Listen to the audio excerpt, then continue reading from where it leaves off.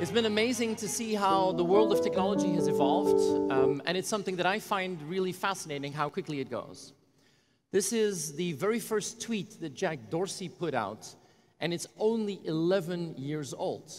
And this is probably my favorite image of the last presidential election. If you see how technology has become absolutely normal, how we actually don't even think it's technology anymore, it becomes completely ingrained into our everyday lives.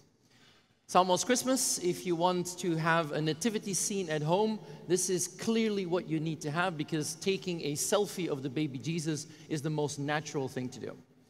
We're more connected than ever before. If you have any changes in your family, you throw them on Instagram and you immediately get millions of likes if you have twins. We're more connected, but at the same time, we see that people in this age of networks sometimes feel isolated. Sometimes we really don't know what goes on. This is probably the saddest slide that I have. I love this slide. You see two people in bed, their faces illuminated by the shining of their smartphones. And the irony is they could even be talking to each other. They could be discussing who's going to pick up the kids and who's going to bring home the bread. Fascinating to see how we live in a world where technology really is going from this place where it used to be special to the environment where it's absolutely normal. I was in Italy last year where an Italian artist had painted the logos of today onto the artifacts of the past, and where you see how things have fundamentally changed, how we communicate in a completely different way, how we live in a society in a different way. And I love this, two old ladies chatting away under a Twitter sign. We're living in a day and age where we actually see technologies that come and go faster than ever before. Just a couple of years ago, at a conference like this, it would be cool to talk about social or mobile or big data or the cloud, and actually, those have become normal in an extremely short period of time. And what is truly fascinating is I want to talk about what's next. As Jason said, I want to talk about some of the things that I call the day after tomorrow technologies, some of the things that might have an even bigger impact than the things we're actually contemplating today. And I get really excited about this. I spent a lot of time in Silicon Valley, maybe too much. Silicon Valley, somebody once said, is 400 square kilometers surrounded by reality. And that's probably a very close approximation of what it is. But if you look at the world of technology today, since end of 2016, the 5 largest companies on the stock exchange are all technology companies. This is the place that used to be occupied by the Walmarts or the cities. And you can say, oh, this is a financial bubble, maybe so. But actually, if you look at the 6 largest brands in the world, 5 of them are the same technology companies. So we're living in a world where technology is accelerating. Technology is going too fast. And if it goes too fast, we don't talk about transformation, but we talk about disruption. And I'm a technologist. I really get excited about this. But then I get invited sometimes to do presentation to boards, and some of these board members don't share the same excitement about technology. And this is the tension that we have. If you look at the world today, it seems to be going faster than ever before. We see an acceleration. And when we talk about disruption, we're beginning to see the massive consequences that it could have. Let me give you an example. About 3 weeks ago, the CEO of Deutsche Bank did something pretty stupid. He invited a lot of his colleagues of Deutsche Bank into an auditorium. He gave a presentation, and you can imagine you're an employee of Deutsche Bank and you think, wow, we're going to listen to our chief executive. And what did the CEO of Deutsche Bank say to his people? He said, in our bank, we have too many people that are doing mechanical things like robots. And he basically said, maybe we should replace them by robots. It would be cheaper and more effective.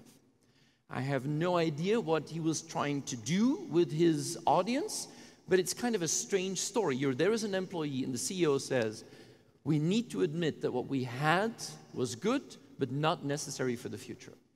And I think this is quite politically incorrect, but it's something that we're beginning to see. If we're not bracing ourselves for a world that is changing faster than ever before, we're probably not going to realize what the implications are. Just before the summer, Amazon, one of the largest players in the online space, buys Whole Foods. And you've all seen the movie that came out 3 months before that. This is the famous Amazon Go movie, where Amazon was experimenting in the physical retail space and trying to do an Uber effect in retail. You walk in, you're recognized by your mobile phone, you pick off the shelf what you like, you walk out without having to queue at the cash register and without having to take out a credit card or a debit card. You basically just mobile enable the retail experience. And when this came out, many people said, why do they do that? They're an online retailer. And then bam, we figured out when they bought Whole Foods for $13.4 billion. What is truly remarkable at that moment is the reaction of the market.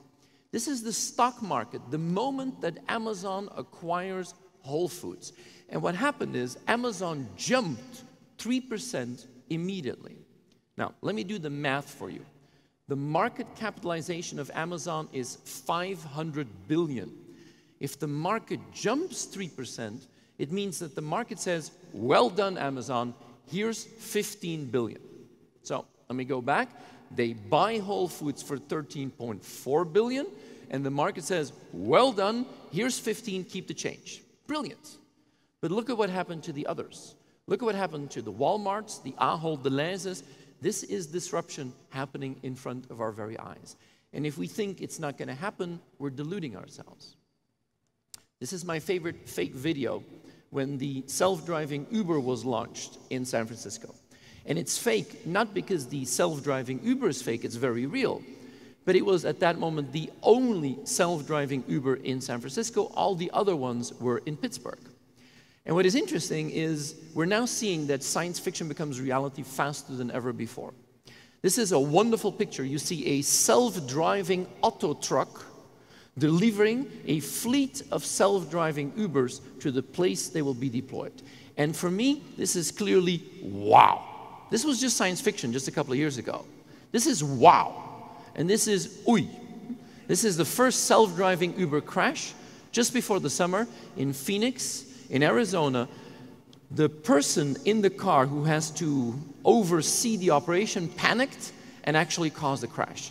Uber immediately stopped the program, did the analysis, and after 3 days came to the conclusion that the human made the error and that the algorithm was correct, and they continue the program. This is the next 20 years, a combination of uy and wow. And I think this is interesting. This is what disruption is going to mean. And I'm always reminded of that amazing book by Charles Dickens, A Tale of Two Cities, and the opening line, it's the best of times, it's the worst of times. It's the uy and the wow combined. I became fascinated by two questions. Many of you come from large organizations. It is really scary sometimes to see how large organizations can be blind for new things. But the second question is, if I then see a large corporation realizing they might need to do something, they buy something innovative, and they're capable of screwing it up in record time. And that combination is fascinating to me. My message is very simple. What if we're only getting started? I believe we're going to see a nexus of forces, a combination of elements that are truly mesmerizing and that will only accelerate things more and more. The first thing is very clearly, we're living in the age of networks. This is the 21st century where we're getting used to the networks, but we're still in our infancy. And in the age of networks, we're beginning to see that we have global players that have been growing extremely fast at a pace that we actually have difficult to comprehend. If you look at the Googles and the Amazons and the Facebooks, and in China, the Baidus, the Alibabas, and the Tencents, they've been growing extremely fast. And why is that? Amazon is a great example. To give you an idea, last year, e-commerce exploded in the US, but Amazon actually took 66% of all the growth into their own basket. The big platforms only get bigger, and this is something that we call the network effects. We do a lot of work with the venture capitalists. This is Andreessen Horowitz, in my opinion, one of the most prominent venture capitalists in Silicon Valley. This is Mark Andreessen, the founder of Netscape and now the chairman and CEO of Andreessen Horowitz. And he wrote a really interesting article, Software is Eating the World. If you haven't read it, Google it, read it. It's an op-ed piece where he basically says, technology is not for tech. Technology is now reshaping almost every single market out there. And I think this is fascinating. It is now 100 times cheaper to do a startup. I did 3 startups when I was younger, and I had to raise millions of euros just to get off the ground, servers and software and infrastructure. But today, any kid with a credit card is up and running in the cloud in a matter of minutes. But at the same time, we see that market sizes are up because exactly of the network effects. Network effects is a positive feedback loop. And what that means is this is why we're actually getting the incredibly strong players out there. We call them category kings. Google is a category king because it's the absolute #1. Uber is the category king. It's the network effects, and it's the reason why a company like Yahoo didn't make it. If you look at the power of these global platforms, they only seem to get stronger with every challenge we put out them. They're almost anti-fragile. What we're beginning to see is that this is creating enormous disturbances. This is one of my favorite graphs. What you see in the light blue line is the total number of SMSs of all the mobile operators on the planet. And the dark blue line is the total number of messages on WhatsApp. And if you would be in a telco in 2010 and there is no WhatsApp, you've clearly had a very good year. I mean, in those days, SMS was printing money for a telecom operator. And if the CEO would have asked, what's going to happen next? This is the only logical explanation you would have had in 2010. And then, bam, that happens. That is the power of networks right in front of our very eyes. The telcos are worried they become a dumb pipe, that they connect, but really don't know their customers. And I think this is fascinating because we're clearly seeing that the power of information is the absolute oil of these network players. This is no surprise. We know that we have to understand the flow of information, and we live in an age where users and employees are giving off heat every single moment. They're giving off information, and it's about capturing that. And this is something which we're now turning into intelligence. Information in the age of networks becomes intelligence. And I get really excited about that. And we've seen the signs. If you remember 1997, Kasparov was defeated by IBM Deep Blue. About a year and a half, Lee Sedol, the best Go player in the world, was defeated by Google DeepMind, a self-learning neural network. And Lee didn't like that very much. I mean, what happened is after the match, Lee asked that he could do a rematch. Since then, Lee and Google DeepMind have played 53 rematches, and Google won 52 of the rematches. What happened in the 53rd was hilarious. Some IT guy tripped over a wire and accidentally unplugged DeepMind, and they called it a draw. Just last week, Google announced the next version called AlphaGo Zero that basically understood how to play the game without any human intervention in just 40 days. Technology is accelerating. Almost anything that can be done by humans is going to be done by algorithms faster and more efficiently and probably cheaply. Look at this. This came out about a year ago. This is the Microsoft Skype Translator app. You just download the app, you speak into your smartphone, and it immediately translates into real time on the smartphone of your recipient. Really cool.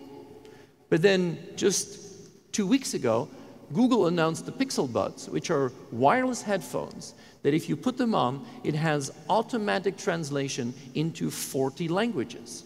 If you are Swedish, you go to China, you put on the headphones, a China person will talk to you in Mandarin, and it immediately translates into Swedish. We're seeing an acceleration of these technologies. And people say, this is science fiction. I always show this little video. You've all seen the video.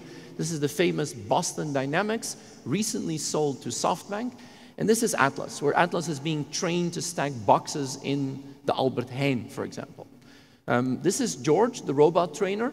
And this created quite a storm on the internet because George seems like a nice guy. And he's a hipster dude and the beard and everything. And first you think, wow, robot trainer, what a really cool job.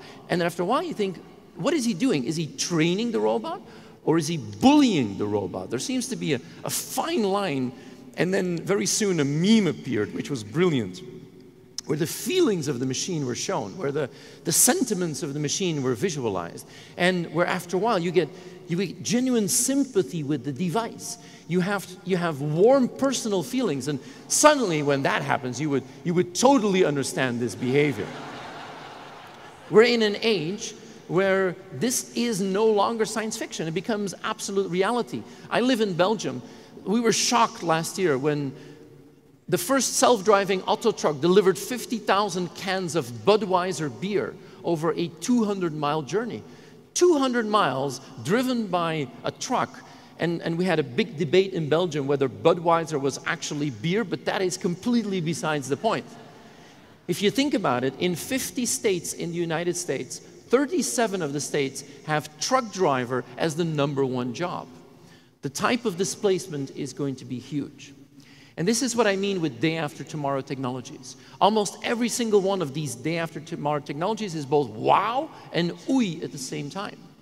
If you look at artificial intelligence and machine learning, I can't wait for the autonomous world to happen. But at the same time, here, in these 2 days, we've got Nick Bostrom, who wrote Superintelligence, which really warns about the dangers of machines smarter than us.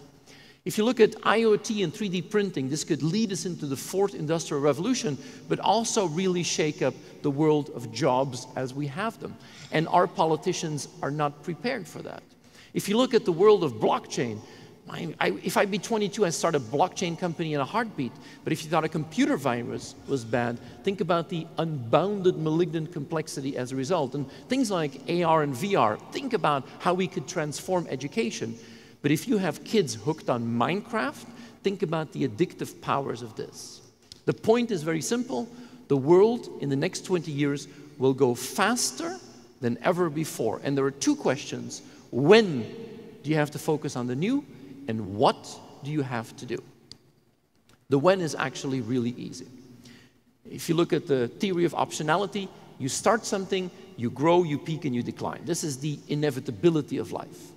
But if you wait as a company until you're on the decline, you're screwed. Even at your peak, it's too late. This is the ideal moment to start thinking about the next thing, about the day after tomorrow, and then you can reinvent yourself. And I came up with a very simple model called the day after tomorrow, which is extremely simple. How much of your time do you spend on today, tomorrow, and the day after tomorrow? And what is today? Today is the 112 emails that you got this morning that you didn't even know you had to worry about last night. And we spend a lot of time on today. What is tomorrow? Budget 2018. Many of you in large corporations are now going through the budget exercise, which is a completely hilarious yearly routine where you have a lot of people filling in imaginary numbers into Excel, which you then consolidate into something which makes no sense, but at least you tried. And the reason is, most companies look at tomorrow with the things they know today. But the day after tomorrow, new ideas, new concepts, new business models that could change the rules of the game. How much of your time do you spend on today, tomorrow, day after tomorrow? And many people tell me 70, 20, 10. And I think, honestly, this is what you believe on Monday morning. You drive to work and you say 70, 20, 10. And on Friday night, you go back and you realize it wasn't 70, 20, 10. It was closer to 93, 7, and 0. And the problem is value. If you look at today, current value, tomorrow, future value. But that huge long-term value, and if it's 93, 7, and 0, you're ignoring the fundamental changes right ahead of you. Love the model. Book was finished almost a year ago. Did a workshop in Australia. This was on the flip chart. CEO said, Mr. Hinssen, thank you very much. We learned a lot. Too bad your model is wrong. And he took a big red pen and he drew that. I said, what is that? He said, that's the shit of yesterday we have to clean up, which creates negative value. And I thought, damn, that's too good. So think about this. In your company, what is the balance between the shit of yesterday and the day after tomorrow? We're living in an age that is going faster than ever before, and this is why I love the startups. Startups have no shit of yesterday. I like this analogy. Traditional company, plantation. But if you're a startup, you live in the rainforest. And in the rainforest, you die. You get bitten by a snake and you're dead. The mortality rate of a startup is 95%. So why are they in the rainforest? Because the snake that bites you, the venom, could cure cancer. But if you're a traditional company, you're a plantation. If you run a banana plantation, you wake up every morning and you say, bananas. You drive to work thinking about bananas. You have meetings about bananas. You write emails about bananas. You make PowerPoints about bananas. You have 3-day offsites in Scheveningen about Banana Budget 2018. But the chances you'll ever think of anything else but bananas is nada. And then plantations buy startups. And you know what happens if you import something that's lived in the rainforest all its life and bring it into the plantation? It dies. And the reason is not technology, it's culture. The rules of the plantation and the rules of the rainforest are fundamentally different. And if you want to understand how to put some of that rainforest magic into your banana plantation, you've got to understand how to influence the culture. And that will be the most trickiest thing to do in the day after tomorrow. I've came to the conclusion that there are 2 types of people in this room, in the world, in your company. It's people who know what they're doing and people who don't know what they're doing. And I won't embarrass you by asking you to raise your hand if the people in this room don't know what they're doing. And I think if you don't know what you're doing, I think you can save your company. Don't know what you're doing doesn't mean you're stupid. As a matter of fact, this guy is the king of the people who don't know what they're doing, because he's constantly doing things that have never been done before. If Musk says, I'm going to land a rocket on a barge in the ocean with 7-meter waves, there are 4,000 NASA engineers shouting out, you can't do that. And he says, I'm going to do it anyway. He's constantly doing things that have never been done before. And I lived my life in startups. And in a startup, if you look at the ratio, there are 99% people in a startup who don't know what they're doing because you're doing things that have never been done before. And maybe you have 1%, maybe a gray-haired investor or a serial entrepreneur as CEO. And if startups start to grow, that number starts to shift. If you go to a company like Facebook, it's already 50-50.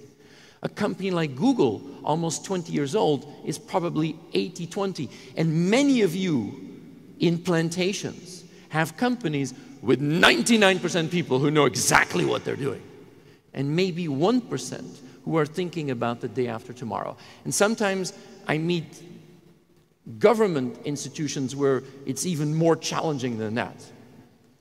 But my point is, find the 1%ers in your company that are trying to figure out the day after tomorrow. And I love the 1%ers. But most of the 1%ers that are trying to really radically rethink the company don't spend all of their energy innovating. They spend too much of their energy fighting the 99%. And I believe this is going to be the biggest task you have to solve. We still run companies in a completely outdated way. We live in an environment where if you try to introduce new ideas, this is the magical function of the resistance to new ideas. It's a function of the number of employees to the power of the number of managers. And that's why many of you have org charts that are starting to look exactly like that. You've got the 1%ers, but the structure actually makes that they can't make it work. We take people to these startups. We take people from the plantation and bring them to the startups in Silicon Valley. And this is fascinating. We take executives and we show them these startups and they say, oh my God, they sit on wood and they take their dog to work. They have meetings on ping pong tables and more dogs. And these executives go back and say, we don't have enough dogs. And I say, no, that is fundamentally the wrong root cause analysis. This fundamental shift that needs to happen in the world of HR, where we go from static to fluid, influenced by the age of networks, I believe is going to be crucial to get it right. We're now in an environment where most of our plantations are run on something we invented 150 years ago, which worked fine, but it was focused on actually helping large groups of unskilled workers be productive. And workers are no longer unskilled, they're highly skilled, and they don't want to be treated as a group, they want to be treated as an individual. And that's why I think, if you come to HR tech world, we see that work as we know it is broken, but our tools are often obsolete. I'm running out of time. I think what we need to do is figure out a way what happened in marketing 10 years ago, applying that to HR. 10 years ago, I would walk into a marketing department, no data scientist. And today, it's filled with people who understand information, analytics, data science, big data, and the power of the network.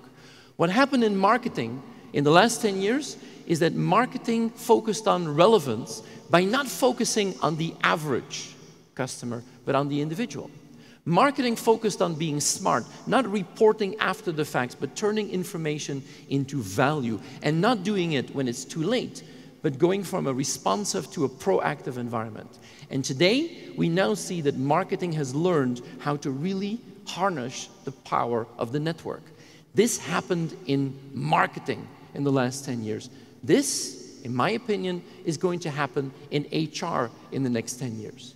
You will focus on individual employees, not averages. You will create value, not just for the company, but for the individual. You will be proactive to figure out what goes on and leverage the power of the network, but you will have to reimagine your tools and instruments.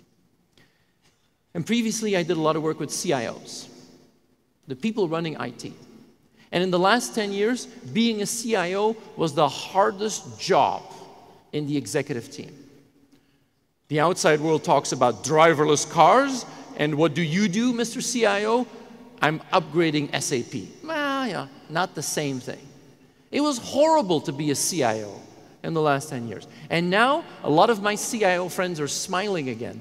And it seems to be like it's a relay race, because the hardest job in the next 10 years is going to be running HR. But maybe it's a likely combination that IT and HR actually can do it together. My point is, in this day after tomorrow, we need to rethink how we actually fundamentally use technology inside organizations, with the capability to build companies that are agile for the day after tomorrow, that break out of silos, that give people the courage to try things, and actually to figure out how to take risks. And I believe this is the #1 challenge we're going to have. Let me leave you with a final thought. If you're in HR, how much of your time are you spending on control? And how much are you spending on reinventing HR to be relevant in the day after tomorrow? Many big companies have very good governance systems, and big corporations sometimes have an audit committee. And I make the joke, and I don't want to offend anyone, but who is in your audit committee? By definition, the most boring people in your company. People who follow the rules and color inside the lines and control that. And you need that. But if you only have an audit committee, you will fail in the day after tomorrow. My point is, every company that has an audit committee should have a counterweight, a counterbalance, a disruption committee, filled with people who are constantly saying, why don't we color outside of the lines? I believe we're entering an age where you will have to try things. I love this quote from Mandela. I never fail. I either win or I learn. And I believe daring to try things in the wonderful world of tech and HR will be your responsibility. I didn't talk about technology because it's not about technology. It's about culture. It's about risk. It's about strategy, and it's about ambition. And if I started with this, I'm going to end with this. It is truly the best of times and the worst of times. Let me leave you with 4 questions I want you to think about when you go back home. In this day and age of the day after tomorrow that is going faster than ever before, and this whole idea of shit of yesterday and day after tomorrow, how can you as individuals balance the soy and the dot in your company that you spend more time on the day after tomorrow? Question number 2. In this 99% and 1%, what are you going to do to boost the output of the 1% people that are really trying to reinvent themselves for the day after tomorrow? What are you going to do in this plantation and rainforest to put some of that rainforest magic inside of your plantation?